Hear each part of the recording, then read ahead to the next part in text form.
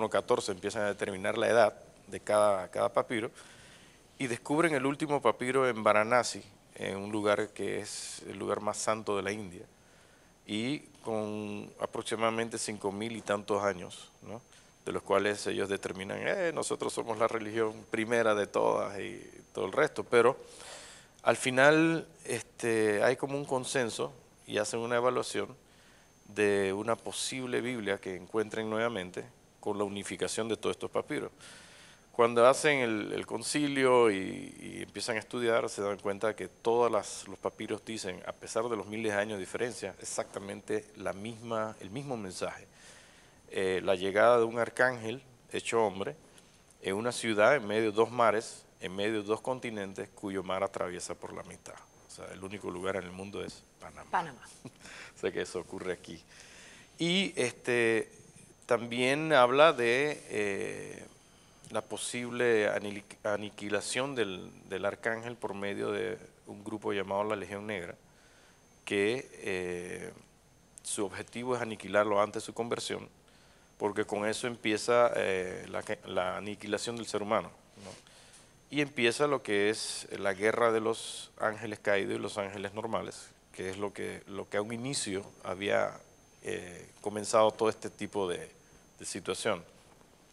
Habla también de si las religiones se unifican y se dejan de estar peleando tanto y todo lo demás, y logran salvar al arcángel, Dios da una prórroga o da, como quien dice, una pequeña salvación a esta situación. Entonces ahí arranca una guerra entre lo que son los grupos religiosos y esta cuestión de los otros grupos que se llaman la Legión Negra, en búsqueda de Jaime, que ni siquiera tiene idea que es arcángel, y una guerra que se forma a su espalda, y obviamente él se percata casi en la mitad del libro o en la mitad de la película, si podría decir así, de que es un arcángel y empieza a renegar de eso. Yo no quiero esa responsabilidad, no quiero ese tipo de problemas. Porque encima. Jaime tiene una vida humana, tiene Claro, esposa, tiene su tiene familia, hijas. su hijo y todo lo demás, y él sabe que este tipo de cuestiones conlleva a dejar todo, ¿no? Y bueno, es una historia coral. Prácticamente estamos hablando de entre 5 y 6 situaciones que se van entrelazando Dando entre ellos paralelamente, exactamente. para terminar en una de las mejores finales Pero del no le vamos a contar qué No, pasa no, al no, final. Pero Ganará. lo que sí es interesante es que el escenario de todas estas cosas es el aeropuerto de Tocumen, el cráter del volcán Barú. Eso realmente es En muy este libro atractivo. sí somos corazón del mundo, aquí sí somos el centro del universo, pero no se vaya, que después de este cambio vamos a seguir hablando de este viaje que hace Jaime para convertirse en el arcángel Uriel. Rex Angelorum, ya volvemos. Estamos de vuelta con Rex Angelorum, la historia que nos cuenta Eduardo Verdulmen sobre este hombre, Jaime, que se transforma en arcángel. Es todo un viaje que la hace encontrándose a sí mismo y su verdadera esencia. Y creo que para él no ha sido el único viaje. Para ti también este ha sido un largo viaje hasta ver finalmente la publicación de tu obra. Cuéntanos un poco, esto inició como un guión para cine. Es correcto. O sea, estamos hablando en el 2006 se presenta la oportunidad de entregar un guión a Ibermedia, no para hacer cine en Panamá, sino para hacer una propuesta de realizar la película fuera, en el extranjero. El guión contaba con 80 páginas, era muy sencillo, se podía realizar la película con entre 80 y 180 mil dólares, o sea, muy bien. Y ganó premio Ibermedia a desarrollo, de los cuales empezamos a tener fondos para poder terminar el guión. Cae en manos de una editorial en Madrid, de los cuales hacen una llamada a las 2 semanas de haber ganado el premio, preguntando si existía el libro en algún lado, ¿no? Del cual yo le digo, no, es que el libro no está, es un guión de 80 y se acabó. Entonces me hace la propuesta inmediatamente de la posibilidad de poder hacer el libro. Yo le digo, bueno, es que en realidad no tengo el tiempo, no tengo la experiencia, o sea, una serie de situaciones que me denegué completamente a hacerlo. Y bueno, terminamos bien, conversando tranquilamente, bueno, hasta luego y se acabó. 2 semanas después recibo la llamada, creo que fue el presidente de ellos, que me dice, oiga, y si le tenemos 2 editores de nosotros a su disposición, ayudándolo, ¿es posible crear la historia? Y yo le dije, miren, yo prefiero que ustedes lo desarrollen, ¿ok? Les doy los derechos y todo, porque la verdad es que no cuento con el tiempo para eso. Y lo interesante es que ellos me dicen eso está prohibido internacionalmente, o sea, el autor tiene que terminar la obra, o sea, no podemos inventar sobre la historia de otra persona, pero podemos guiarlo, o sea, podemos ponerle 2 editores y podemos financiar dos de Panamá, dos editores de allá.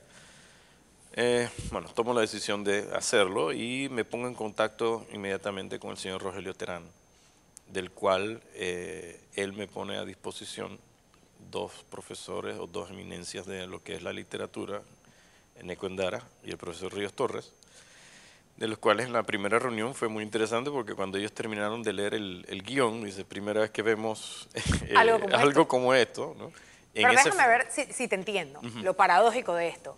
Tú no tenías un libro, pero había una editorial que te quería publicar. Exacto. Definitivamente aquí hay algo fuera de este mundo, porque habrá muchos autores que nos están viendo allá afuera y dicen, yo tengo el libro, ¿dónde está la editorial que me quiera publicar? Aquí había una editorial que al leer el guión dijo, esta historia puede ser un éxito, esta historia puede encontrar un nicho de gente que se interese en todo este mundo fantástico de Rex Angelorum, te vamos a ayudar a escribir.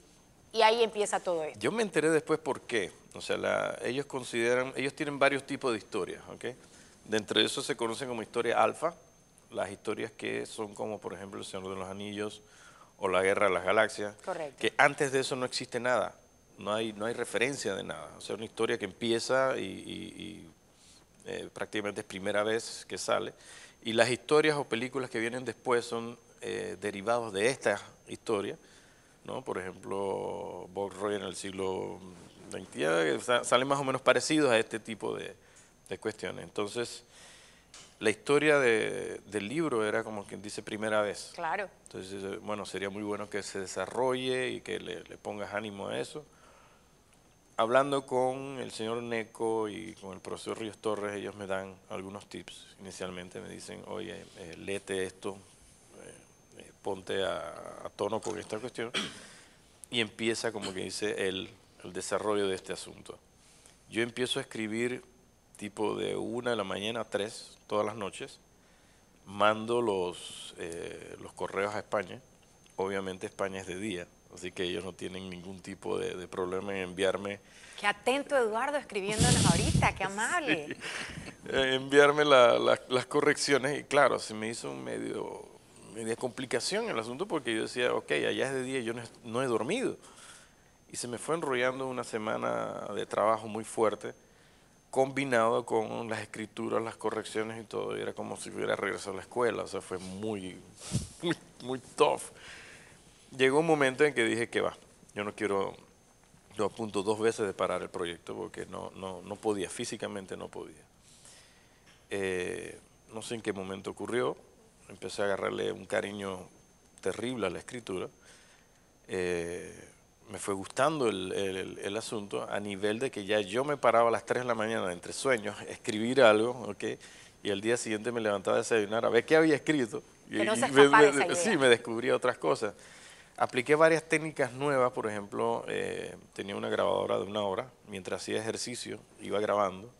Si se me quedaba la grabadora, lo grababa en el celular, si no, bueno, lo escribía. Y ya cuando llegaba a la 1 de la mañana a la casa tenía material para desarrollar. Y lo interesante es que a medida que me sentaba iba saliendo, iba fluyendo de una manera muy interesante y quería ver el siguiente capítulo que iba saliendo. Y bueno, al final terminó con un libro de 586 páginas.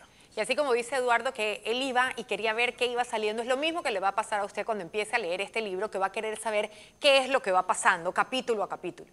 Entiendo que por vueltas que da el destino, finalmente no se edita con esta compañía que te contactó desde España y tú empiezas a buscar en Panamá una editorial que se interese en la publicación del libro.